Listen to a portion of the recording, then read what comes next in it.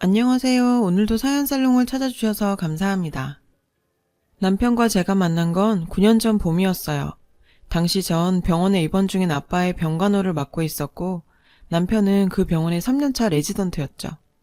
엄마가 일찍 돌아가신 탓에 저에겐 아빠가 유일한 가족이었어요. 그런 아빠가 쓰러지시자 너무 겁이 났어요. 그건 아빠도 마찬가지였던 모양이에요.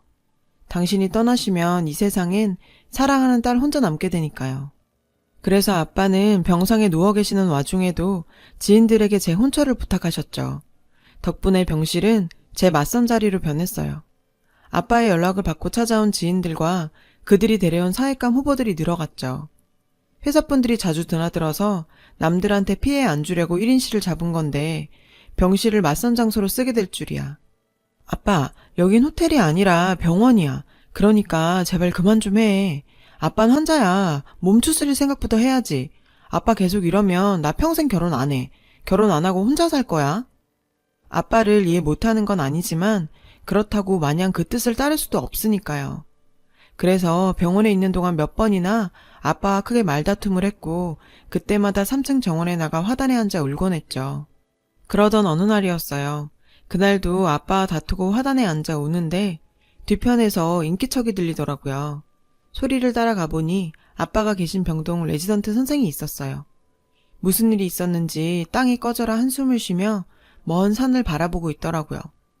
그 순간 그 의사 선생의 맨발이 눈에 띄었어요.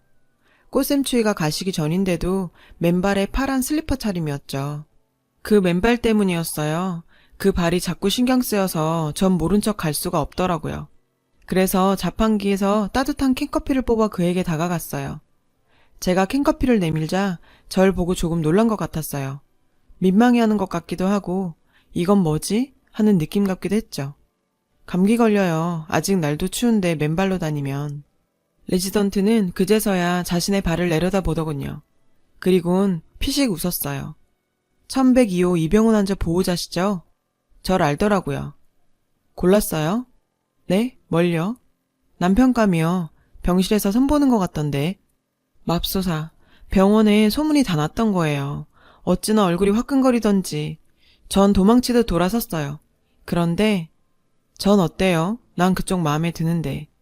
말은 꺼내놓고 수줍어서 눈도 못 마주치는 그 남자가 좋았어요. 그렇게 우린 사귀게 됐죠. 얼마 뒤 아빠는 퇴원을 했어요. 그 무렵 우린 본격적으로 데이트를 시작했고요. 레지던트인 남편은 늘 바빴어요. 외래 진료도 보고 수술방에도 들어가야 했으니까요. 게다가 툭하면 땜방 수술까지 잡혀서 병원에 있을 때보다 더 얼굴 보기 힘들었죠. 그 바쁜 와중에 우린 데이트를 했고 사랑을 키워나갔고 미래를 설계하고 결혼을 약속했어요. 그리고 3년 뒤 남편이 전문의 시험에 패스하자 우린 양가 부모님께 정식으로 인사를 드리고 결혼 승낙을 받았어요. 그 사이 남편은 대학병원에서 나와 개인 병원을 차렸어요. 대학병원에 있으면 시간적 여유도 없고 무엇보다 몸이 많이 혹사됐거든요. 그래도 기왕 의국 생활을 시작했으면 꼭 참고 교수 자리까지 올라가면 좋은데 워낙 남편의 개업 의지가 강해서요. 평양감사도 제 싫으면 그만이라고 결국 남편 뜻을 따르기로 했어요. 병원을 차린데 생각보다 많은 돈이 필요해서 남편이 가진 돈으로는 턱없이 부족했죠. 시댁에서는 내심 저희 아빠가 차려주시길 바라는 치더라고요. 의사 사위는 원래 장인이 밀어주는 거라나요? 하지만 아빠 회사도 상황이 많이 안 좋아진 상태라 전 선뜻 아빠한테 얘기하기가 힘들었거든요. 그런데 아빠가 그걸 어떻게 아시곤 남편을 불러 돈을 대주셨어요. 7억 8천만 원이나요. 남편은 병원 키워서 꼭 갚겠다고 하더라고요. 빈말이라도 그렇게 말해주니 고맙더군요. 전 그날 일을 일기장에 적어뒀어요. 언제 이 돈을 아빠한테 갚을 수 있을지는 모르겠지만 볼 때마다 이날의 의지를 되새길 수 있을 테니까요. 결혼 후 저희는 시집에 들어가 살게 됐어요. 병원 차리는데 돈을 다 쏟아부은 탓에 신혼집을 구할 여력이 없었거든요. 아빠는 내심 함께 살고 싶어 하셨지만 시집에서 그건 결사반대하셨어요. 아빠도 더는 얘기를 안 꺼내셨죠. 근처에 내과가 없어서 그런지 몇 년 사이 병원은 자리를 잡았고 확실히 대학병원에 나가던 때보다 남편은 시간적으로 여유로워졌죠. 다만 문제가 있다면 우리 사이에 아이가 생기지 않는다는 것뿐. 산부인과에 가서 검진도 받아봤지만 원인을 찾을 수 없었어요. 임신에 좋다는 건 다 찾아 먹어봤지만 그것도 소용이 없었죠. 시부모님들은 대놓고 뭐라 하진 않으셨어요. 다만 TV에 아이들만 나오면 한숨을 푹푹 쉬시며 눈치를 주셨죠. 그럴 때마다 전 죄인처럼 자리를 떠야 했고요. 제 오해일 수도 있겠지만 왠지 절 대하는 시부모님의 표정도 전과는 다른 것 같았어요. 저와는 거의 대화도 안 하시고요. 하루하루가 가시방석이었죠. 그러는 사이 아빠의 몸 상태는 점점 나빠졌어요.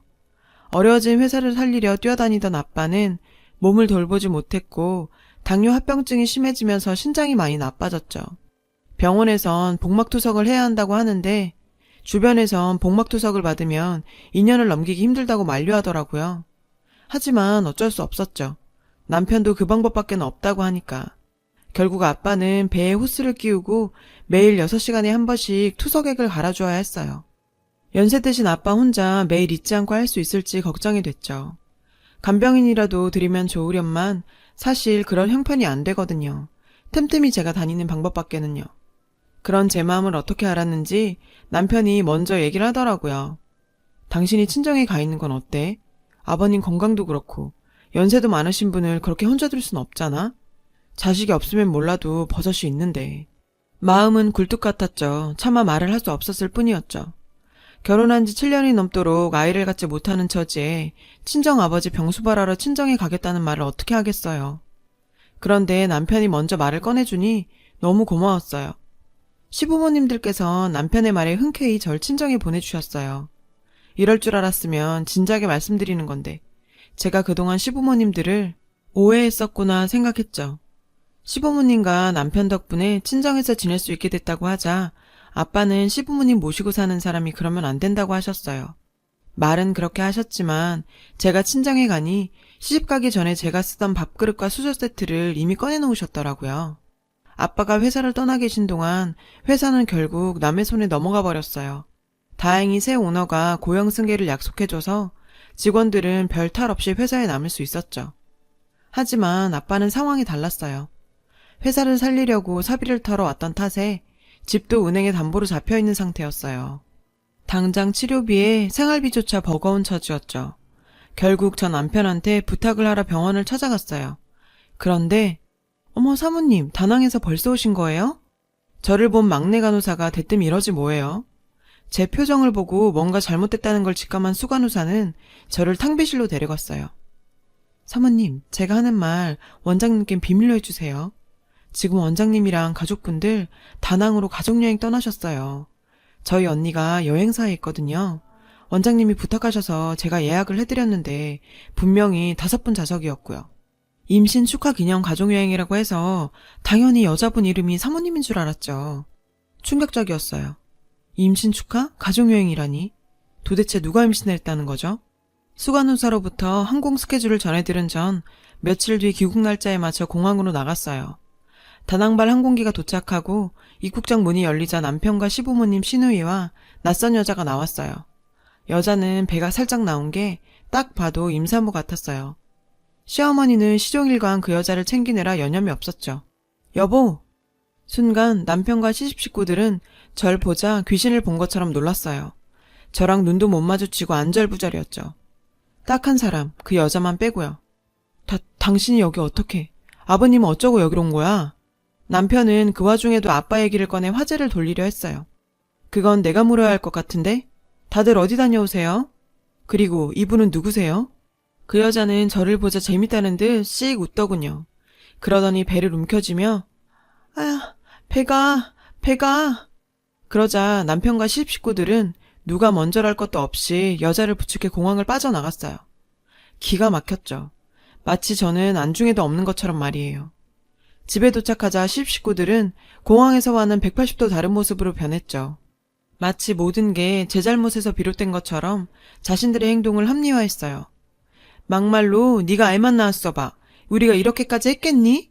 네가 이 집 며느리로서 임무를 다하지 못해서 우리가 이런 악역을 자초하게 된 거 아니냐. 내 말이.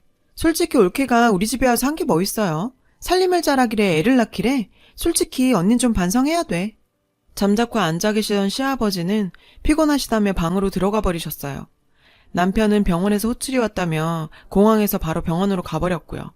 잘 들었죠? 제가 당신 자리를 뺏은 게 아니에요. 당신이 제 역할을 못해서 내가 그 자리에 앉게 된 것뿐이라고요. 오늘만 해도 그래요. 그쪽이 친정아버지 병수발 둔다고 시집을 내팽개치고 가버리지만 않았어도 우리가 당신만 빼고 여행을 갔겠어요? 이렇게 된 이상 오늘 얘기를 끝내죠. 나 태성씨 애 가졌어요. 나도 태성씨도 시부모님도 모두 이 아이 낳길 바래요. 그리고 난 우리 아이가 사람들의 축복 속에서 태어나길 바래요. 그러기 위해선 그쪽이 이 집에서 나가줘야겠어요. 물론 위자료는 줄게요. 친정 상황도 안 좋다는데 그쪽도 먹고는 살아야 하니까. 어떻게 할래요? 이 집에서 더 버텨볼래요? 아님 돈 받고 제 발로 나갈래요? 어쩜 이러죠. 어떻게 상간녀 주제에 창피함도 없이 이렇게 당당할 수 있는 거죠? 시집 식구들은 모두 상간녀 뒤에 숨어 제가 어떤 결정을 내릴지 숨죽여 지켜보고 있었어요. 저게 가족인가요? 7년 동안이나 한솥밥 먹고 살아온 가족이 할 짓이냐고요. 정남이가 딱 떨어졌어요. 생각 같아선 이딴 그지 같은 집구석 내가 버리고 나가고 싶었죠. 하지만 그건 어디까지나 이 사람들이 가장 바라는 일이잖아요. 그래서 들어주기 싫었어요. 난 이 집에서 한 발자국도 안 나가요. 이게 내 대답이에요. 아이를 낳겠다면 당신 아이는 상간녀의 자식이 되는 거겠네요. 난 절대로 위헌 안 해줄 거니까. 아빠한텐 전화해서 한동안 못 갈 것 같다고 투석 잊지 말고 꼭 하셔야 한다고 신신당부를 했죠.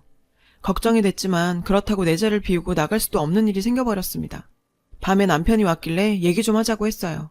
그랬더니 이미 다 입을 맞춘 것처럼 남편 역시 제 탓을 하더군요. 듣고 있자니 참을 수가 없었어요. 뭐? 당신도 내 탓이야? 어떻게 니들 하나같이 똑같니? 좋아. 당신들 말대로라면 애 못 낳는 여자 남편이 밖에서 애 나오는 것도 숙명으로 받아들여야 한다는 얘긴데 길 가는 사람을 붙잡고 한번 물어봐. 지금 그 말이 맞다고 생각하는지. 인간들이 어떻게 보고 배웠길래 짐승만도 못한 짓을 하고도 그걸 남 탓으로 돌리니? 나 절대 이혼 안 해. 누구 좋으라고 이혼을 해? 유책 사유자는 당신 쪽이란 거 명심해. 말은 이렇게 했지만 사실 겁났어요. 매일같이 날 몰아내려고 혈안이 된 사람들 사이에서 잠을 자고 밥을 먹고 생활을 한다는 게 너무 끔찍했어요. 남편은 상간녀의 방에서 생활을 했어요. 시집 식구들은 저를 마치 투명인간처럼 취급했죠. 밥도 자기들끼리 해서 먹고 빨래도 제 거는 따로 빼놓고 자기들 것만 세탁기를 돌렸죠. 제 방을 제외한 집안 어디에도 제 공간은 없었어요. 그들에게 있어 저는 자신들의 행복을 위협하는 불황자일 뿐이었죠. 그들은 거실을 점령하고 자기들끼리 매일 밤 허기애애하게 저녁 시간을 보냈어요. 전 점점 피가 말라갔고요. 이 집 사람들한테 받는 스트레스와 혼자 투병 생활을 하고 계신 아빠에 대한 걱정까지 절 둘러싼 모든 것들이 저를 짓누르고 압박했죠. 숨을 쉬는 것조차 버거울 정도였어요. 그러던 어느 날이었어요. 마침 시집 식구들은 모두 다 나갔고 집엔 저와 상간녀 둘뿐이었죠. 하필 그때 친정 아빠가 찾아오셨어요. 전 필사적으로 아빠를 집에 들이지 않으려고 했어요. 제가 이러고 사는 모습을 보시면 충격받으실 테니까요. 그런데 기어이 아빠는 집 안까지 들어오셨어요. 이 모든 건 여우 같은 상간녀의 계략이었어요. 아빠를 앞에 놓고 절 압박하려는 거였죠. 상간녀를 통해 제가 아프다는 소식을 들은 아빠는 저를 보자마자 안색이 왜 그 모양이냐며 병원부터 가자고 했어요. 그러세요. 병원에 그렇게 가라는데 한사코 안 가겠다고 버티네요. 사돈어른께서 제발 따님 좀 설득해 주세요. 아빠는 상간녀의 배를 보시곤 뭔가 마음에 걸리셨는지 상간녀에게 사돈댁과는 어떤 관계냐고 물었어요. 여자는 날 빤히 바라보곤 천천히 입을 뗐죠. 전 선수쳐서 대답했어요. 그이 이종사촌이에요. 상간녀는 저를 보며 배시시 웃었어요.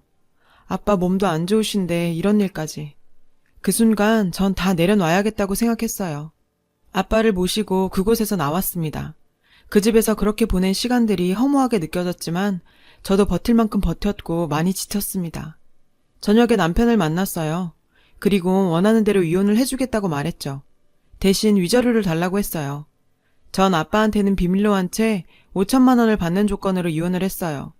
더 받아내고 싶었지만 당장 저에게 줄 수 있는 게 이 정도랍니다. 더 받고 싶으면 법적으로 어쩌고 해대더라고요. 전 지금 법적으로 해결해 나갈 능력도 없는데 말이죠. 그리고 정말 더럽고 치사하지만 지금 당장에 아빠를 모시고 살아야 했으니까요. 그리고 다음해 가을 아빠는 세상을 떠나셨어요. 마지막 순간까지 전 아빠한테 이혼 사실을 말씀드리지 않았고요. 하지만 알고 계셨던 것 같아요. 아빠는 제가 집을 나와 친정으로 돌아오던 날 이후 단 한 번도 남편 얘기를 꺼내지 않으셨거든요.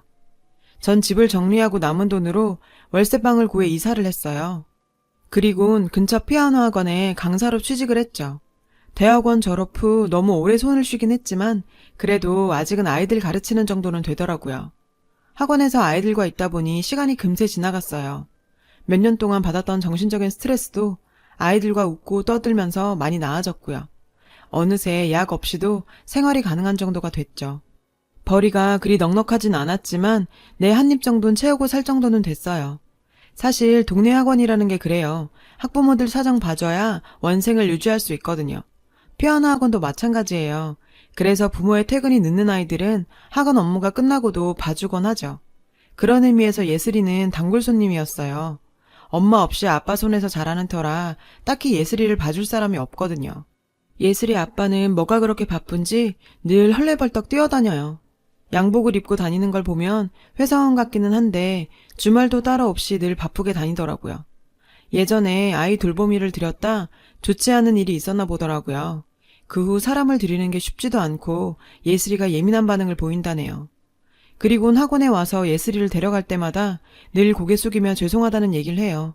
괜찮다고 그러지 마시라고 하는데도 저만 보면 늘 그렇게 미안해 하시네요. 사실 전 예슬이랑 같이 있는 게 좋은데 말이죠. 제가 결혼하고 정상적으로 딸을 낳았다면 아마도 예슬이 정도 나이일 테니까요. 주말이나 공휴일에 예슬이 아빠한테 일이 있을 때는 개인적으로 예슬이를 봐주기도 했어요. 저도 학원 아니면 늘 단칸방에 혼자 있으니까요. 같이 지내는 시간이 길어서 그런지 예슬이도 절 잘 따르고요. 그날도 예슬이와 둘이 학원에 남아있던 날이었어요. 밖에서 문 두드리는 소리가 나길래 예슬이 아빠인 줄 알고 겉옷을 입혀서 예슬이를 데리고 같이 나갔죠. 그런데 여보, 뜻밖에도 전 남편이었어요. 당신이 여긴 어떻게? 지금 그게 문제야? 아버님 돌아가셨다며. 그걸 왜 나한테 얘기 안 했어? 그런 큰일을 어떻게 혼자 처리한다고. 나한테 연락했어야지. 기가 막혔어요. 날 그렇게 쫓아낼 땐 언제고 이제 와서 뒤늦게 사위 노릇이래요. 뻔뻔한 낯짝에 한바탕 쏘아 붙이려는데 하필 그때 예슬이 아빠 차가 학원 앞에 멈춰 섰어요. 전 일단 예슬이를 차에 태웠어요. 전 남편은 기다렸다는 듯 제 팔을 끌어당기더라고요. 여보, 여기서 이럴 게 아니라 일단 어디 좀 가서 얘기하자. 내가 당신한테 할 얘기가 많아. 전 그 손을 뿌리치며 말했어요. 이거 놔. 내가 왜 네 여보야? 이혼한 지가 언젠데. 너랑 나 이제 아무 사이도 아니야. 기억 안 나는 모양인데 날 쫓아낸 거 너잖아. 네가 바람 펴서 임신한 여자 집에 들였고 네 부모랑 여동생이 날 미친년 취급하면서 그 집에서 밀어냈어. 기억 안 나? 근데 어떻게 네가 여길 찾아와? 무슨 낯짝으로 날 찾냐고. 미안해 여보. 근데 그거 내 진심 아닌 거 알잖아. 그년이 내 애 가졌다고 그러는 바람에 내가 모른 척 할 수가 없었어. 알잖아. 우리 부모님 손주 기다리셨던 거. 나 마음 약한 거. 그것 때문에 자기가 나 좋아했던 거 아냐? 한 번만 용서해줘. 나도 자기 그렇게 보내고 얼마나 힘들었는데. 엄마랑 아빠도 다 후회하셔. 지영이 걔도 올케한테 미안하다 그러고. 이게 다 그 미친년 때문이야. 알고 보니까 글쎄 그 애가 내 애가 아니더라고. 아우 그 걸레 같은 게 어디서 붙어먹고선 나한테 뒤집어 씌우려고. 아주 도르내라니까. 그니까 자기야 우리 다시 시작하자. 응? 도대체 이 남자의 뻔뻔함은 어딜까질까요? 다시 시작하재요. 지들이 나한테 어떻게 했는데. 당신 미쳤구나. 내가 그깟 위자료 5천 받고 순순히 이혼해주니까 내가 우습게 보였니? 그래도 한때 사랑했던 사람한테 어떻게 이럴 수가 있어? 당신 진짜 인간도 아니야. 순간 남편 표정이 확 변하는 거예요. 아, 이게 진짜 싼 맛에 아버지 간병인으로 갖다 쓰려고 그랬더니 꼴값을 떠네. 아, 그래. 이렇게 된 마당에 뭘 감추겠냐? 나 솔직히 너 사랑한 적 없다. 처음부터 너 돈 보고 결혼했어. 네 아빠 사업체 가지고 있다고 해서 처가 덕 좀 보려고 너 꼬셨다. 됐냐? 아씨, 근데 고작 7억 8천? 남들은 강남 한복판에 떡하니 건물을 올려준다는데 그깟 돈 몇 푼 주고선 그런 정도 재력밖에 안 된 줄 알았으면 나도 너 선택 안 했어. 에이, 별것도 아닌 게. 뭐라고? 너 정말 바닥이구나. 좋아. 네가 이렇게 나오니까 나도 할 말은 해야겠다. 너 병원 차릴 때 우리 아빠한테 돈 빌린 거 기억하지? 야, 내가 또 언제 빌렸냐? 그거야 장인어른께서 딸 사위 생각해서 주신 거잖아. 그걸 빌렸다고 하면 안 되지. 아버님도 세상에 안 계시니 확인해 줄 사람도 없고 나 원 참. 아니, 넌 분명히 빌렸어. 아빠 앞에서 차용증까지 썼으니까. 내 일기장에도 똑똑히 그날 일 적혀 있어. 그리고 아빠 돌아가시고 서랍 정리하는데 나오더라. 7억 8천짜리 차용증. 그동안 거지 같은 니네 집구석이랑 엮이기 싫어서 조용히 살았는데 뻔뻔한 니 낯짝 보니까 도저히 안 되겠어. 나 그 돈 10원짜리 한 장까지 다 받아낼 거야. 그리고 니네 부모, 니 여동생 상간녀 집에 모셔두고 상전 받을 듯이 하면서 나 내쫓겠다고 아주 생쇼를 다 했지? 거기에 대한 정신적 피해도 다 소송 걸어서 돈으로 받아낼 거야. 이자까지 다 쳐서. 웃기고 있네. 니깎게 변호사비는 있고? 뭐 정신적 피해 소송? 웃기고 앉았네. 증거 있어? 우리 식구가 너 괴롭혔다는 증거 있냐고. 뭐? 맨날 네가 끄적거리던 일기장? 그깟게 증거가 될 거라고 생각해? 넌 아직도 세상을 모르니? 이딴 변두리학원 선생이 너하고 개인병원 원장이 나하고 누가 더 끝발이 셀 것 같아? 너 소송 걸면 100% 나한테 져. 못 믿겠으면 어디 한번 해봐라. 그 알량한 월세 보증금까지 다 날려먹고 싶으면.